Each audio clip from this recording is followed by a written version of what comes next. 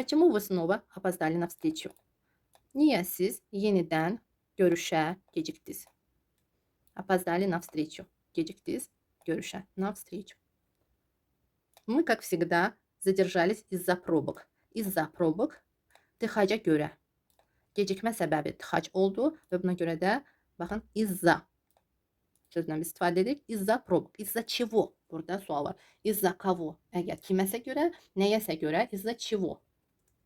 Чего yazırıq, чего deyirik. Из-за чего? Из-за пробок. Пробки tıxaclar. Elə probka tıxac, probok tıxaca görə. Deməli, tıxaca görə biz həmişə kimi задержались burada qaldıq deməkdir. Amma gecikdik kimi də tərcümə edə bilərik. Опоздали da deyə bilərik. Мы, как всегда, опоздали из-за пробок. Amma əgər tıxaca görə ya kiməsə görə siz qaldınızsa, vaxt baxımından gecikdinizsə, bu zaman задержались fiilindən siz istifadə etsəz, hiss olunacaq ki, siz rus dili daha mükəmməl formada bilirsiniz. Опоздали yox, məhz задержались. Gecikdik, vaxt baxımından vaxtında gəlib çıxa bilmədik. Deməli, как всегда, həmişəki kimi. Biz həmişəki kimi, deməli, tıxaca görə qaldıq, gecikdik. Мы наконец-то собрались вместе и хорошо провели время. Biz axır ki, burada вместе sözü bir yerə kimi tərcümə olunacaq. Вместе birlikdə də demək olar. Əgər siz nə isə birlikdə edirsinizsə, bu zaman вместе birlikdə kimi tərcümə edəcəksiniz. Amma birlikdə burada hərəkət görülmür. Məhz собрались fiilindən, yığışmaq fiilindən burada artıq вместе bir yerə, bir araya kimi tərcümə olunacaq. Deməli, вместе bir araya, bir yerə tərcümə olunacaq. Olduğu kimi вместе. Место yer deməkdir. Вместе bir yerə. Bu cür yadınızda saxlayın. Belə bir tərcümə olsun. Deməli, вместе bir yerə. Bir yerə yığışdıq və yaxşı vaxtımızı keçirdik. Feili axırda. Провели keçirmək deməkdir. Yola salmaq da keçirməkdir. Amma burada heç kəsi yola salmırıq. Проводить feilindən biz istifadə etmirik. Провели yola saldıq. Yox, məhz keçirdik. Görürsünüz, bu feil iki mənalıdır. Amma birinci mənası məhz yola salmaq bura uyğun deyil. Buna görə də biz провели məhz keçirdik kimi tərcümə edəcəyik. Провели время. Vaxtımızı yaxşı keçirdik. Ты хорошо подготовился. Sən yaxşı hazırlaşdın. Думаю, что да. Fikirləşirəm ki, hə. Bu cür də tərcümə etmək olar. Fikirləşirəm ki, bəli. Fikirləşirəm ki, yaxşı. Bu cür də tərcümə edə bilərik. Думаю, что да. Bu cür deyilir. Думаю, что да. Fikirləşirəm ki, hə. Мы долго готовились к этой встрече. Biz uzun müddət bu görüşə hazırlaşırdıq. Biz həmən şəxslər, buna görə də sizdən istifadə etdik. Но встречу, к сожалению, отменили. Amma görüşü, к сожалению, təəssüf ki, отменили, ləğv etdilər. К сожалению, burada mütləq k ilə istifadə olunur, işlənilir. К сожалению, təəssüf ki. Siz ayrıca da əgər desəz, mütləq k ilə istifadə etməlisiniz. Baxın, k ilə deməlisiniz bu sözü. К сожалению, təəssüf ki. Təəssüf ki, mən gələ bilməyəcəm. К сожалению, k mütləq var burada. Sadəcə tez deyilir. К сожалению, я не смогу прийти. К сожалению, отменили. Təəssüf ki, ləğv etdilər. Başqa cür də demək olar. Перенесли на следующий месяц. Gələn aya keçirdilər. Baxın. Переносить keçirmək deməkdir. Переносить. Hər bir halda переносить keçirmək deyiləcək. Deməli, перенесли какую-то болезнь, hansısa bir xəstəliyi keçirdiniz əgər insan və yaxud görüşü keçirdilərsə, başqa bir aya, başqa bir hansısa bir ilə və yaxud günə keçirdilərsə, o zaman olacaq перенесли на следующий месяц. Nəyə görə burada fiil cəmdədir, soruşacaqsınız.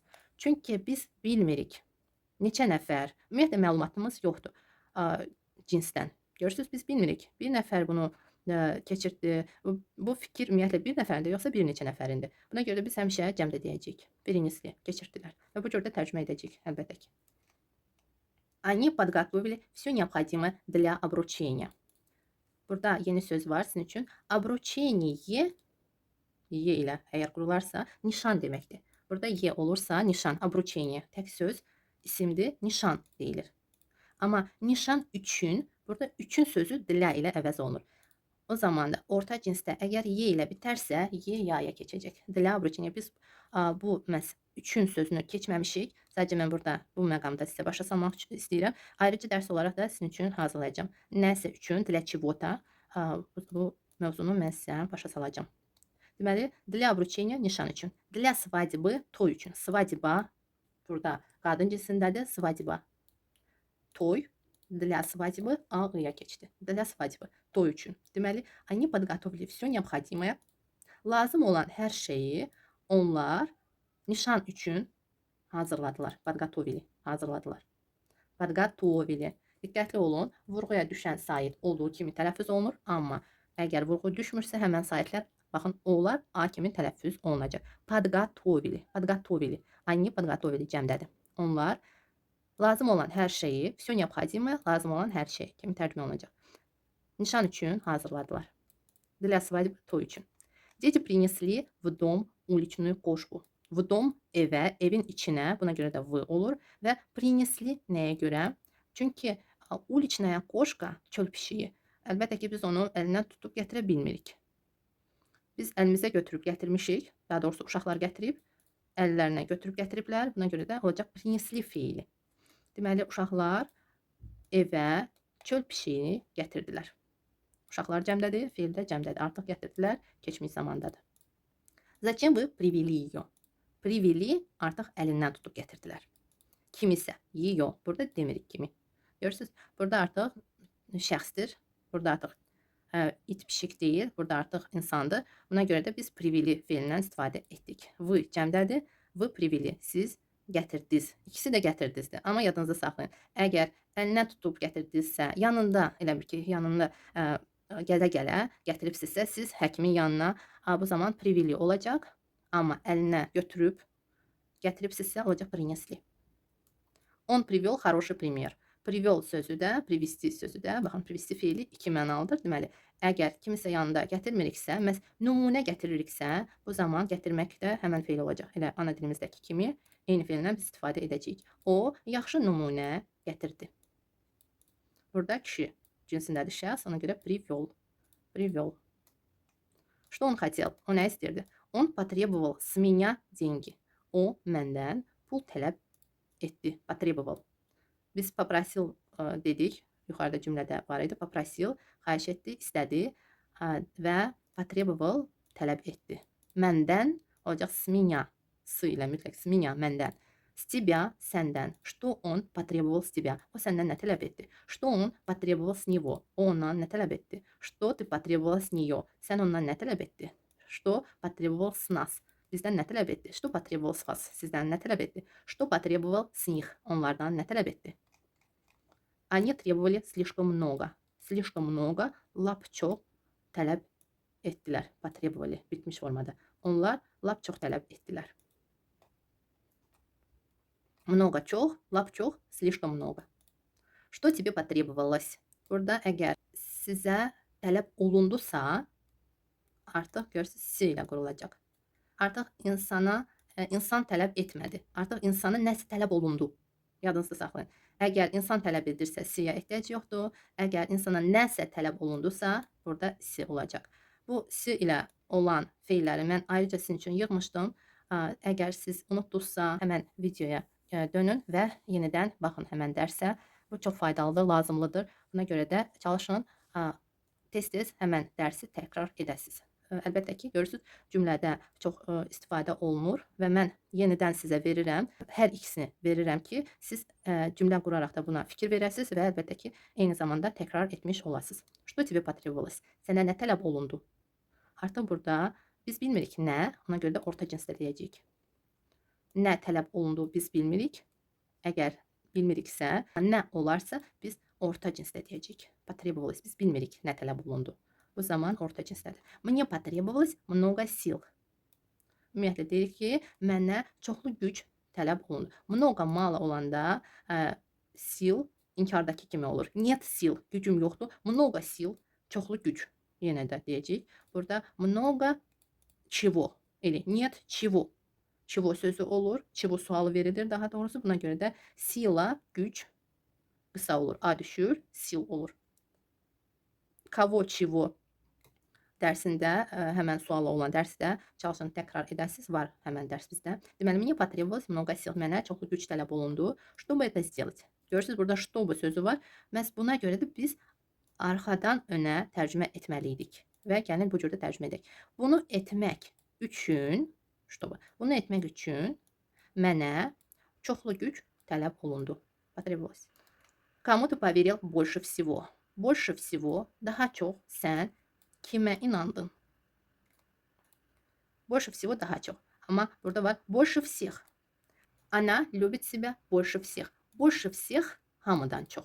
Deməli, всего daha çox, amma всех hamıdan çox. O hamıdan çox özünü sevir. Hamıdan çox. Hamıdan çox. O hamıdan çox özünü sevir. Все, hamı, больше всех, hamıdan çox. Ты им поверил? Sen onlara inandın. Нет, не поверил. Yok, inanmadım. Я сразу понял, что они лукавят. Лукавят, обманывают kimidir? Sinonimlərdir. Lukavят, yenə də deyirəm, rus dili yüksək səviyyədə bilən şəxslər bu feildən istifadə edir. Обманывают hər hansı bir şəxs deyə bilər, amma lukavят feili məhz daha yaxşı rus dili bilən şəxslər bilirlər. Ona görə də əgər siz yüksək səviyyədə rusca danışmaq istəyirsinizsə, bu feilləri də paralel olaraq yadınızda saxlayın. Deməli, lukavят, обманывают sözünə bərabərdir. Обманывают. Обманывают. Bu fiil, belə deyək də, bizdə keçmişdən gəlib, lukavit və qalıb.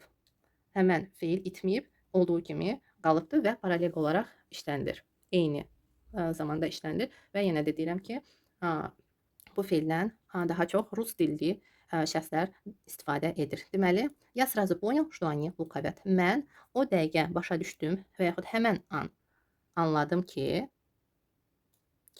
onlar yalan danışırlar və yaxud aldadırlar. Lukavят, yalan danışırlar, обманывают, aldadırlar, yalan danışırlar. И говорят неправду, düzünü demirlər. Düzünü demirlər. Говорят неправду. Я тебе верил, mən sənə inanırdım. Как ты могла меня обманывать? Sən necə məni aldada bilirdin? Əgər bir neçə dəfə aldadırdısa, uzun müddət aldadırdısa, davam edici formada olacaq. Əgər обмануть, как ты могла меня обмануть? Əgər bir dəfə aldadıbsa və həmən şəxs bilib ki, bu şəxs onu aldadıb. Bu zaman bitmiş formada. Как ты могла меня обмануть? Sən necə məni aldada bilərdin? Ты понял, в чем причина? Burada в чем причина səbəbi nədir kimi tərcümə olunur və ты понял, в чем причина? Burada bu cürdə deyə bilərik. Sən səbəbi anladın. Görürsünüz, səbəbi anladın. Ты понял причину deyə bilərik. Ты понял причину, səbəbi anladın. Amma bu cürdə olsa, eynicə tərcümə edə bilərik. Sən səbəbi anladın, səbəbi başa düşdün. Ты понял, в чем причина? Вроде да. Demək olar ki, hə. Вроде. Вроде demək olar ki. Можно сказать, да, demək olar. Можно сказать да или вроде да. Amma можно сказать, yenə də deyirəm, əgər sadəcə deyiriksə, amma вроде да artıq yüksək səviyyədə danışan şəxslər deyir. Вроде да. Вроде да. Вроде да. Вроде да. Или можно сказать да. Demək olar ki, hə. Но надо еще раз проверить. Amma yenə də еще раз. Bir daha, yenə də bir daha yoxlamaq lazımdır. Надо. Ты проверила? Sən yoxladın. Проверила. Все в порядке. Yoxladım. Hər şey qaydasındadır. Sizə sual verilərsə, işləriniz necədir? Siz bu cürdə deyə bilərsiniz. Hər şey qaydasındadır. Все в порядке. Görürsüz? Mən sizə bu cür cümlə verdim. Görürsüz? Проверила, yoxladın. Проверила, все в порядке. Məhz bu cümlədən siz bu hissəni götürə bilərsiniz və gündəlik danışığınızda istifadə edə bilərsiniz. Hər şey qaydasındadır. Əgər demək istəsəz, bu cür deyəcəksiniz. Все в порядке. Все в порядке. Burada da diqqətli olun.